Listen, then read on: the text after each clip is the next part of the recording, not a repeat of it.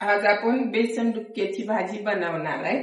तर त्याला घेतली आपण मिरची, कोथिंबीर, लसूण आणि ही आपलं घरचं तिखट, शेंगदाण्याचा कूट, मीठ, जिरी, हळद आणि लसूण. तर चला आता आपण बारीक करून सुरुवात करू. पण हे बारीक केलेलं पहिलं काढून घेऊया. हे काढून घ्यायचं आणि मग त्यात सगळं टाकून घ्यायचं. आपल्याला पहिलं बेसन पीठ टाकायचे. ह्याला परत आपण मिक्स करून घ्यायचे. ह्याला मीठ, चवीनुसार मीठ टाकायचं. थोडीशी हळद टाकायची, चिमूटभर. थोडीशी जिरी. तर आता आपण त्याला मिक्स करून घेऊया. तर याला आता आपण मिक्स करून घ्यायचे. आधी पाणी टाकून चांगलं हे करून घ्यायचं. आमच्या इथं तर बेसन डुबुकले म्हणतात. तुमच्या इकडं काय म्हणतात ते पण सांगा, कारण आम्ही त्याला आमच्या इकडे तसंच म्हणते, बेसनाची डुबुकल्याची भाजी. तर तुम्ही बी नक्की ट्राय करून बघा, कशी लागते ती खाऊन पण सांगा. एकदम छान होणार. एकदा नक्की ट्राय करा. तर आता ही चांगलं आपण हे करून घेतलेलं आहे, मिश्रण करून. तर चला आता आपण पहिला गॅस चालू करून तवा ठेवून घेऊ. गरम झालेला आहे, आपण तेल टाकून घेतलेलं आहे. त्यात आता हे आपण सोडून द्यायचं.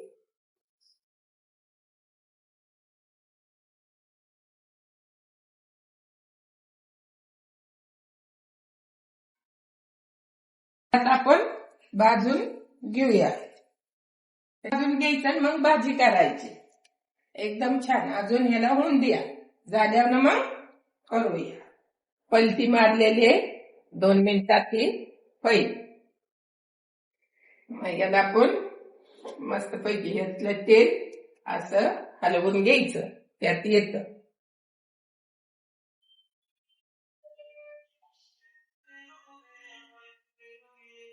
आता झालेलं आहे. आता ह्याला आपण काढून घेऊया. तर आता याला आपण कढईत ठेवून घेऊया. कढईत ठेवलेली आहे. याची आता बारीक ही करून घेऊया. असे एवढे एवढे हे करायचे. आता आपण ह्यात तेल टाकून घेऊया. गरम झालेलं आहे. त्यात थोडीशी लसूण आणि जिरी टाकून घ्यायची. जिरी थोडी टाकली की लगेच थोडस त्याला आलता पलट करून घ्यायचं. आलता पलट केलं की ते बी चांगलं जरा त्याला बी भारी वाटते. लसणाला आणि जिरीला एकदम भारी वाटते, म्हणून आलता पलट करून घ्यायचं. त्याला थोडीशी कोथिंबीर त्याच्या बरोबर टाकायची. कोथिंबीर पण मग त्याच्या संग चरचर बोलती. छान झालं. त्याला पण थोडीशी परत थोडस एक हळद टाकून द्यायची. एकदम त्याला पण भारी वाटलं पाहिजे.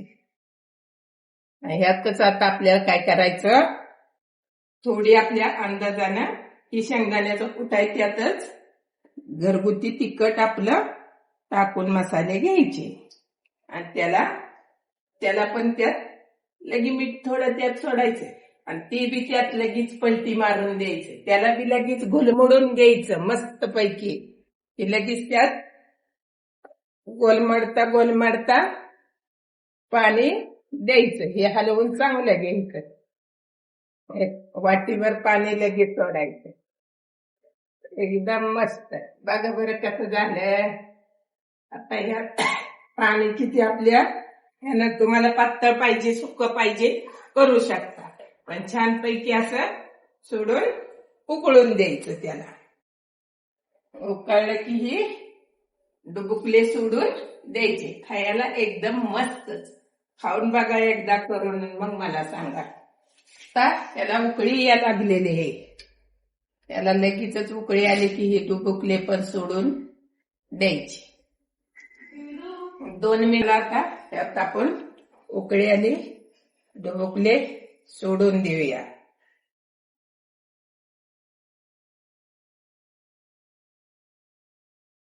डुबुकले सोडलेले आहेत. त्याला 5 मिनिटं आपण झाकून ठेवायचे.